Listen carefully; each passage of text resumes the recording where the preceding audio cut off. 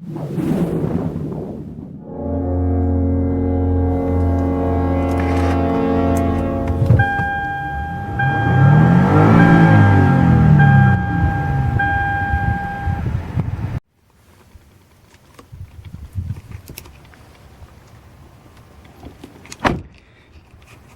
this is an IS250. What we're gonna do to it is we're gonna do some modifications. We're gonna lower it. We're gonna put the Eibach Pro Kit suspension, which will lower 1.5 inches. Cut that wheel well gap. So right now we're just kind of doing a little walkthrough to see what it looks like, and then once it's lowered. Alright, so the first thing you're going to do is, now that you've got your vehicle on jack stands, you're going to remove the front wheel. Then you're also going to have to remove the front cover, you know, this plastic right here.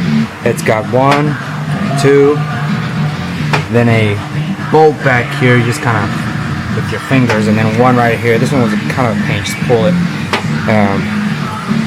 So we'll remove all that, and then you'll do the same to the other side. You'll see the remove some there. You'll have one more in there, another one over there, back there as well. And then there's the one we were talking about. Once you remove all that, it leaves this visible, which is your 3 bolts at the top that you'll remove for down here, and then you'll pretty much just remove everything else that's mounted around the areas. Alright, so we've got the suspension, or the springs off, the shocks removed them. We've got a spring compressor. There was 3 14mm bolts at the top. Removed one right there, which was a 19mm, and then on the other side you had the bolt itself, which was a 17mm. Removed one bolt, which was a 10mm, that does your I'm gonna say it's your ABS or your brakes. Then unplug this from that, which you have a screw that you can plug in the back of that and plug it right out. And then we just kind of move the steering wheel or the wheel to the sides until the suspension just popped out. So once you get that out, we've got it out. We're about to put the Eibach lowering suspension, or the lowering spring, and then we'll start with the other side. Alrighty, now we've got the Eibach spring, and we've used some spring compressors to bring it down. So now we're gonna slide the top cover, and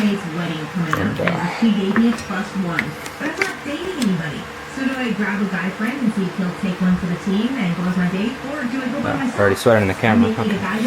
Alright, so then just kind of pound it kind of in there a little bit, and there you go.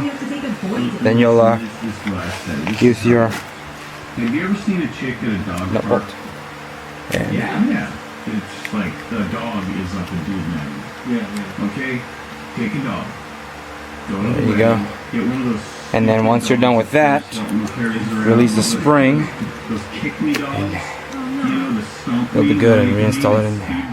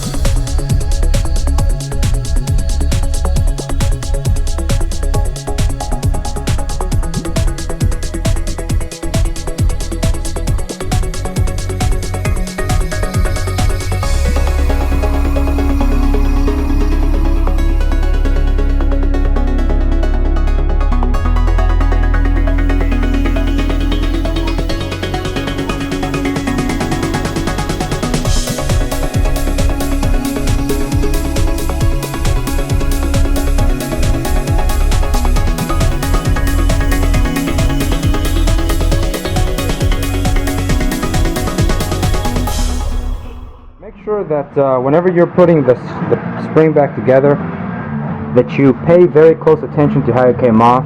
One of the things that you'll notice is once you get this thing out, line it up directly with that, because that's the way it's going to come out. Otherwise it's just really hard to get it back in and twist it once it's in there. The spring has a lot of pressure. You got to make sure this is on the same side once you put it back in, and the best way to judge that is by seeing the way this came off and judging it straight with that one of these bolts up here. Alright, so there we've got the Eibach spring installed. You've got your 3 14mm, kind of like a recap. You've got your 19mm nuts, and then your 17mm bolt right there. Easier to take it off from this side. Once you remove those two, make sure you also remove this 10mm bolt right there. That just holds that in. And if you have a second pair of hands, pull this down, and that shock should just come straight out. And just kind of wiggle it out and reverse the process, and there you go. It's installed, ready to go. Now we're going to do the other side, and then we'll start with the rear. Alright, so now we're going to do the rear, and remove the wheel off, set it on jack stands. You've got 2 bolts right up here under this. You'll have to remove a couple of 10mm bolts, and then you'll kind of see there's some bolts right there holding in the suspension, one over there, one over here. Then you've got your main one right there.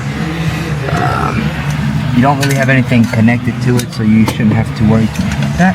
Now the complicated one is once you look in there, you open up all of this, you see in there, there's 3 bolts that you're gonna have to get into the trunk.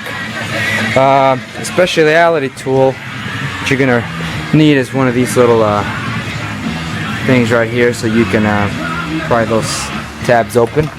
You've got your little supports that hold on to your net or your grocery and whatnot. One there, one there. You've got another one right up here. And once you get that out, you have another one right here that you'll have to tab out. Then you pull this up, and voila! Once you look in there, you've got 3, probably 14mm under those, and your spring should come out. So let's get that. Alright, so this was a little bit of a pain, not that difficult. So after you remove the 3 bolts at the top, there's 2 more in right there that hold it in place. And then you've got